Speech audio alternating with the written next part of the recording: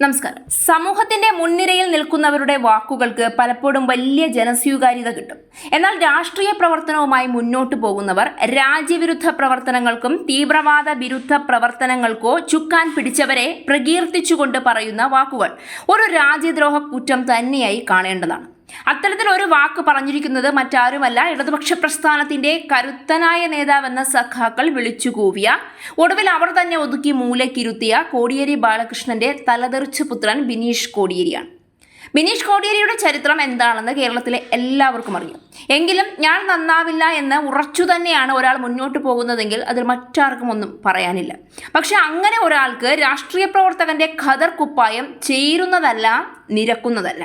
പൊതുസമൂഹത്തിൽ പ്രവർത്തിക്കുന്നവർ പലപ്പോഴും മാതൃകയാവേണ്ടവരാണ്. അവർക്ക് ചില ഉത്തരവാദിത്വങ്ങളുണ്ട്, പ്രവൃത്തിയിലും വാക്കിലും. ബിനീഷിന്റെ മുൻകാല ചരിത്രങ്ങൾ പരിശോധിച്ചാൽ അത്തരത്തിൽ മാതൃകയാക്കേണ്ട എന്തെങ്കിലും ഒന്നുണ്ട് എന്ന് ആർക്കും അഭിപ്രായമില്ല. കാലങ്ങളായി കേരള രാഷ്ട്രീയത്തിൽ സ്വന്തം പിതാവ് ഉണ്ടാക്കിക്കൊണ്ടുവന്ന പേരും പ്രശസ്തിയും പോലും ഒറ്റ നിമിഷം കൊണ്ട് ഇല്ലാതാക്കി ആ മനുഷ്യനെ അവസാന കാലത്ത് വീടിന്റെ മൂലയ്ക്കൊതുങ്ങാനിടയാക്കിയ മുടിയനായ പുത്രനാണ് ഇപ്പോൾ രാജ്യവിരുദ്ധ പരാമർശവുമായി രംഗത്തെത്തിയിരിക്കുന്നത്. ബിനീഷ് കോടിയേരിക്ക് ഒന്ന് കെട്ടിപ്പിടിക്കാനാണ് മോഹം. അങ്ങനെ കെട്ടിപ്പിടിക്കാൻ മോഹം തോന്നുന്നത് പ്രശസ്തനായ ഒരു കളിക്കാരനായ, അല്ലെങ്കിൽ ഇന്ത്യയിലെ പ്രശസ്തരായ രാഷ്ട്രീയക്കാരായ, അല്ലെങ്കിൽ സ്വന്തം പെറ്റമ്മയെ പോലുമല്ല. പകരം ഇന്ത്യൻ മണ്ണിൽ ജീവിച്ചുകൊണ്ട് തീവ്രവാദ പ്രവർത്തനങ്ങളുടെ വിത്തുപാകാൻ ശ്രമിച്ച ഒരു കൊടും ക്രിമിനലിനെയാണ്. ബാംഗ്ലൂർ സ്ഫോടന കേസിൽ ജയിലിൽ കഴിയുന്ന സക്കരിയെ പുറത്തിറങ്ങിയാൽ ചേർത്തു നിർത്തി ഫോട്ടോ എടുക്കുമെന്നാണ് ബിനീഷ് കോടിയേരിയുടെ പുതിയ പ്രഖ്യാപനം.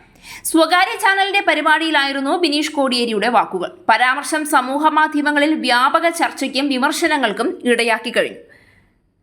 പരപ്പന അഗ്രഹാര ജയിലിൽ കഴിയുമ്പോൾ സക്കരിയെ പരിചയപ്പെട്ടിരുന്നു. സക്കരിയെ പുറത്തിറങ്ങി വന്നാൽ ഞാൻ ചേർത്ത് നിർത്തി ഫോട്ടോ എടുക്കും, അതിലെനിക്ക് യാതൊരു മടിയുമില്ല എന്നും ബിനീഷ് പറയുന്നുണ്ട്. ബിനീഷ് ചേർത്തു നിർത്തി ഫോട്ടോ എടുക്കാൻ മടിയില്ല എന്ന് പറയുന്നത് സ്വാതന്ത്ര്യ സമരത്തിൽ പങ്കെടുത്ത് ജയിലിൽ കിടക്കുന്ന വ്യക്തിയല്ല, രാജ്യവിരുദ്ധ പ്രവർത്തനം ചെയ്ത ഏതെങ്കിലും ഒരുത്തന്റെ നെഞ്ചു തുളച്ച ഒരാളെയുമല്ല. ബാംഗ്ലൂർ സ്ഫോടന കേസുമായി ബന്ധപ്പെട്ട പലയിടങ്ങളിൽ സ്ഫോടനമുണ്ടാക്കിയ, പല ജീവനുകൾ ഒരു തെറ്റും ചെയ്യാതെ കവർന്നെടുക്കാൻ ശ്രമിച്ച, ജനിച്ച നാടിനോടും മണ്ണിനോടും പോലും കൂറില്ലാത്ത ഒരാളെയാണ് എന്നോർക്കണം. ബാംഗ്ലൂർ സ്ഫോടന കേസുമായി ബന്ധപ്പെട്ട് 2009 സക്കരിയ ബാംഗ്ലൂരു പോലീസ് അറസ്റ്റ് ചെയ്തത്.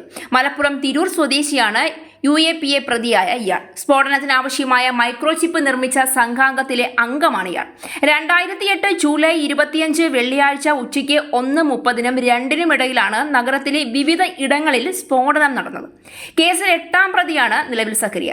മാതാവിനെ പരിചരിക്കുന്നതിനായി 15 ദിവസത്തെ താൽക്കാലിക ജാമ്യം അനുവദിക്കണമെന്ന ഹർജി അടുത്തിടെ ബാംഗ്ലൂരുവിലെ പ്രത്യേക കോടതി തള്ളിയിരുന്നു. ഇന്ത്യയുടെ ചരിത്രം തുറന്നു നോക്കിയാൽ ഓരോ പേജിലും രക്തത്തിന്റെ ചുവപ്പുണ്ട്. മുംബൈയിൽ മുഴങ്ങിയ വെടിയൊച്ചകൾ, പുൽവാമയിൽ തകർന്ന സൈനിക വാഹനങ്ങൾ, പാർലമെന്റിന് നേരെയുണ്ടായ ആക്രമണം, ഉറി, പത്താൻകോട്ട്, കാശ്മീരിലെ നിരന്തര ഭീകരാക്രമണങ്ങൾ, ഇവയെല്ലാം ഒരു രാജ്യത്തിന്റെ ഓർമ്മകൾ മാത്രമല്ല, ദേശീയ സുരക്ഷയുടെ വില എന്താണെന്ന് ഇന്ത്യയെ പഠിപ്പിച്ച അനുഭവങ്ങളാണ്. അതുകൊണ്ടാണ് ഭീകരവാദത്തെക്കുറിച്ചുള്ള ഓരോ രാഷ്ട്രീയ പ്രസ്താവനയും വെറും അഭിപ്രായ പ്രകടനമായി കാണാൻ സാധിക്കാത്തത്. അവ സമൂഹത്തിന് നൽകുന്ന സന്ദേശം എന്താണ്? സുരക്ഷാ സേനയുടെ മനോവീര്യത്തെ അത് എങ്ങനെ ബാധിക്കും? ഭീകരവാദത്തെ നേരിടുന്ന രാജ്യത്തിന്റെ പ്രതിച്ഛായയിൽ അതിന് എന്ത് സ്വാധീനമുണ്ടാകും എന്നതൊക്കെയാണ് പ്രധാനമായും വിലയിരുത്തപ്പെടേണ്ടത്. ജനാധിപത്യത്തിൽ ഭരണകൂടത്തെ വിമർശിക്കാൻ എല്ലാവർക്കും അവകാശമുണ്ട്. സർക്കാരിന്റെ തീരുമാനങ്ങളെപ്പോലും ചോദ്യം ചെയ്യുന്നതും പ്രതിപക്ഷത്തിന്റെ കടമയാണ്. എന്നാൽ ദേശീയ സുരക്ഷ, ഭീകരവാദം, സൈനികരുടെ ത്യാഗം തുടങ്ങിയ വിഷയങ്ങളിൽ നടത്തുന്ന പരാമർശങ്ങൾ വസ്തുതകളുടെയും ഉത്തരവാദിത്വത്തിന്റെയും അടിസ്ഥാനത്തിലാകണം. വികാരത്തെ ഉണർത്തുന്ന രാഷ്ട്രീയ മുദ്രാവാക്യങ്ങൾ താൽക്കാലിക കയ്യടികൾ നേടാമെങ്കിലും രാജ്യത്തിന്റെ ദീർഘകാല സുരക്ഷയെക്കുറിച്ചുള്ള പൊതുജന വിശ്വാസം തകർക്കാൻ അവ കാരണമാകരുത്. കഴിഞ്ഞ ഒരു ദശാബ്ദത്തിനിടെ ഇന്ത്യ ഭീകരവാദത്തെ ചെറുക്കാൻ ബഹുമുഖ സമീപനമാണ് സ്വീകരിച്ചത്. അതിർത്തി സുരക്ഷ ശക്തിപ്പെടുത്തൽ, സാങ്കേതിക നിരീക്ഷണ സംവിധാനങ്ങളുടെ വ്യാപനം, ദേശീയ അന്വേഷണ ഏജൻസികളുടെ ശേഷി വികസിപ്പിക്കൽ, ഭീകര ധനസ്രോതസ്സുകളെ തടയാനുള്ള നടപടികൾ, രാജ്യങ്ങൾ തമ്മിലുള്ള രഹസ്യാന്വേഷണ സഹകരണം ശക്തമാക്കൽ എന്നിവ കേന്ദ്ര സർക്കാരിന്റെ സുരക്ഷാ നയത്തിന്റെ പ്രധാന ഘടകങ്ങളായി മാറി. ദേശീയ അന്വേഷണ ഏജൻസിയായ NIA അന്വേഷണ ശേഷി വികസിപ്പിച്ചതും സുരക്ഷാ ഏജൻസികൾ തമ്മിലുള്ള ഏകോപനം വർദ്ധിപ്പിച്ചതും അതിർത്തികളിൽ സ്മാർട്ട് നിരീക്ഷണ സംവിധാനങ്ങൾ വിന്യസിച്ചതും ദേശീയ സുരക്ഷ ശക്തിപ്പെടുത്താനുള്ള ശ്രമങ്ങളുടെ ഭാഗമായാണ് അവതരിപ്പിക്കപ്പെട്ടത്. ഇതെല്ലാം ഉണ്ടായിട്ടും ഭീകരവാദം പൂർണ്ണമായി അവസാനിച്ചുവെന്ന് ആരും അവകാശപ്പെടുന്നില്ല. ലോകമെമ്പാടുമുള്ള സുരക്ഷാ വിദഗ്ധർ ചൂണ്ടിക്കാണിക്കുന്നത് പോലെ ഭീകരവാദം രൂപവും രീതിയും മാറിക്കൊണ്ടിരിക്കുന്ന ഒരു വെല്ലുവിളിയാണ്. അതിനെ നേരിടാൻ സുരക്ഷാ സേനകളുടെ കരുത്തിനൊപ്പം സമൂഹത്തിന്റെ ജാഗ്രതയും ഉത്തരവാദിത്വമുള്ള രാഷ്ട്രീയ സംവാദവും അനിവാര്യമാണ്. അതുകൊണ്ട് തന്നെ ദേശീയ സുരക്ഷയെ സംബന്ധിച്ച വിഷയങ്ങളിൽ രാഷ്ട്രീയ നേതാക്കൾ നടത്തുന്ന ഓരോ പ്രസ്താവനയും അധിക ഉത്തരവാദിത്വത്തോടെ തന്നെയായിരിക്കണം. ഭരണകൂടത്തെ വിമർശിക്കാം, നയങ്ങളെ ചോദ്യം ചെയ്യാം, നടപടികളുടെ ഫലപ്രാപ്തി വിലയിരുത്താം. എന്നാൽ ഭീകരവാദവുമായി ബന്ധപ്പെട്ട വിഷയങ്ങളിൽ പൊതുസമൂഹത്തിൽ ആശയക്കുഴപ്പം സൃഷ്ടിക്കുന്നതോ സുരക്ഷാ സംവിധാനങ്ങളിലുള്ള വിശ്വാസത്തെ അനാവശ്യമായി ദുർബലപ്പെടുത്തുന്നതോ ആയ ഭാഷ ഒഴിവാക്കേണ്ടത് ജനാധിപത്യ സംസ്കാരത്തിന്റെ ഭാഗമാണ്.